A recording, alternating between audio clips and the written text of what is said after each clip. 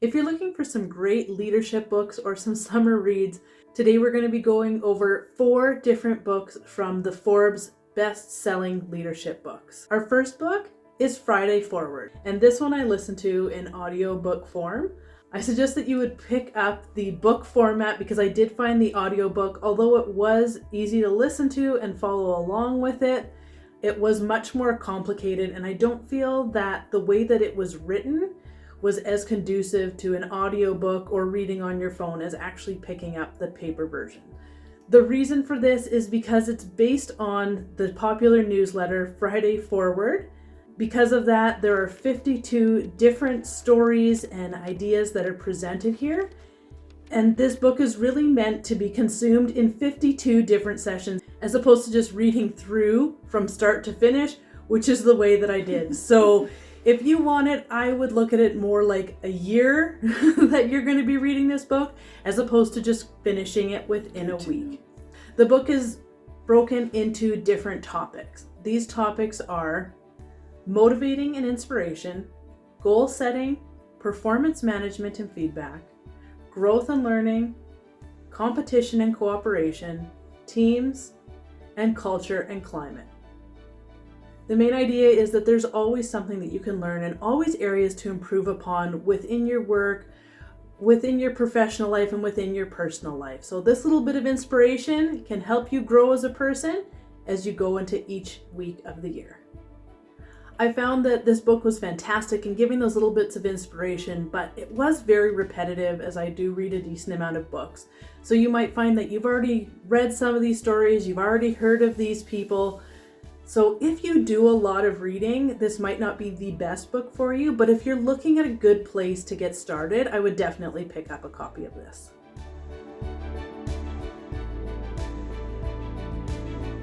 Hi, I'm Crystal Brown. And I'm Jeanette Bergeau. And on this channel, we give you the tips, tools, and advice to become the leader that you deserve to be and your workplace needs. Let us know in the description below, what is your all-time favorite leadership book or summer self-improvement book of all time? And we've linked all of these books down below so that you can hop on and purchase those for yourself or your team. Or if you really want to get all of them, we've also put a link to Audible so that you can get the downloads of these books. So the book that I chose to review is called Girl Decoded.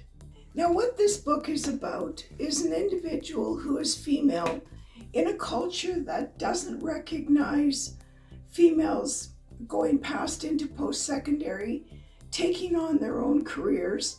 There's a certain set of expectations for individuals in this culture. So on top of having an aspiration and a vision for her life, she had to overcome many challenges and expectations within her own culture. So what it's about artificial intelligence. She has set her life goal to find a way to have a computer recognize the emotions of the other person based on different facial movements, recognition. So that's been her life goal. That has driven her education. Now, what the challenges have been along the way is a lot of this had to do with personal sacrifice to get to where she is today. What did she all have to give up in order to achieve her vision?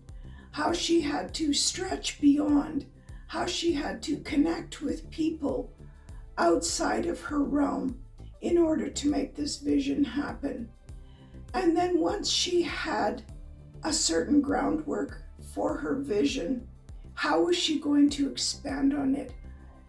Making sure that she kept true to her values and her beliefs, no matter what the amount of money in a contract was offered to her.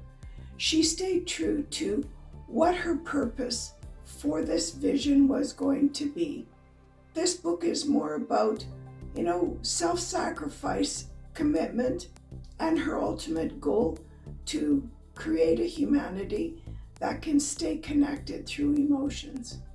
So how this book will help keep you inspired, and set certain corporate goals for yourself is to stay true to what your original goals, no matter what that dollar figure is.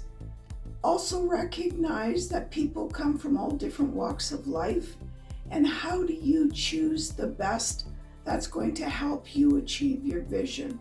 How do you screen in and out those people? And then what do you do when you're faced with adversity? How do you do that in a way that you respect the other individual and you respect yourself at the end of the day? So the next book that I read was Personality Isn't Permanent. And this is a fantastic book for any of you that get sucked into the trap of all of those personality quizzes. And I know I've done them. What villain are you? What character from this show are you? What color are you? What letter are you?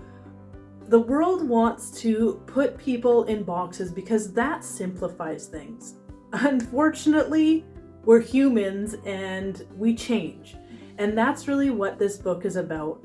It's about going beyond those tests and taking them for what they are, which is just a snapshot of what a person is on that day within their perception at the time that they have taken that specific test. Yeah. If you are looking to save money, and we all know people invest a ton of time and a ton of money into these personality tests in order to help figure people out, this is a really great tool and gives some fantastic examples on better, more efficient ways to actually do this that will benefit the people that are within your organization and the people that are within your life. As well, it gives different stories about how at one point in somebody's life they may have been classified in a certain way, and in order to change, or within a situation that they've been put in, what they've done in order to actually step into the person that they want to become, as opposed to the person that they might currently view themselves as. The main concept of this book is stop labeling yourself in certain ways. You are so much more than just a personality test. So look at it as an opportunity to put that stuff to the side and really step into what you want to be and the person that you want to become, as opposed to the person that you are today. Look at how to achieve your different goals and what you want to aspire to be and the steps that you can take, as opposed to limiting yourself to what a personality test or a quiz says that you are on that day, because it's too easy to fall into that trap. You know, just because somebody tested a certain way last year, they could be a completely different person this year. So forget about those tests and get to know the person. So the next book I'd like to review is probably one of my favorites out of hundreds that I've read. It's called Leading Without Authority. This book makes sense. So we are living in an age of transformation, of culture change. Everything you hear in the news is about what happened in the past and how we have to do better for the future. This book really hits it the nail on the head for both personal and workplace.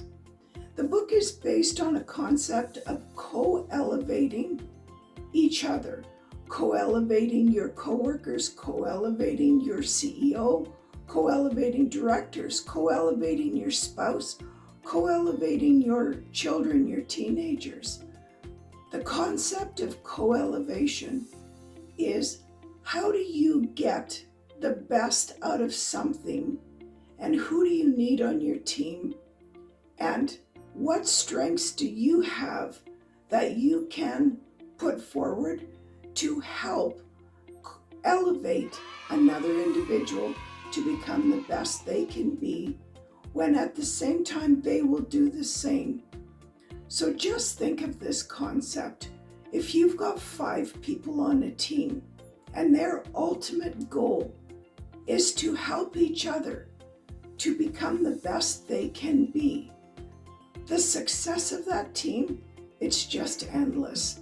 There will be no limit to what that team can do. So about halfway through reading this book, in my career, I had a call from a director, And the director is saying, you know, we've got to get this project off the ground. We're struggling with it. We're challenged with it. And the first word that came to my mind was co-elevation as this book. So I asked him, who is it that you need to be on your team, to be successful in what you need to do? And he said, oh, I'm not going to go deal with her. Like, if I go deal with her, there's no way this thing's going to fail. I've heard she's not nice. I've had previous experience. And I said, just go ahead and go ask her. Is there anything I can do to help give you a hand in what you're working on? So this individual decided to take my advice. He went and offered his service to this other director, completely shocked the director. And she turned around and she said she was really hoping to work with him, but heard the same type of things about him. So what their strengths were, how they could help each other. And they started just once a week. Is there anything that we can do to help each other in what we do?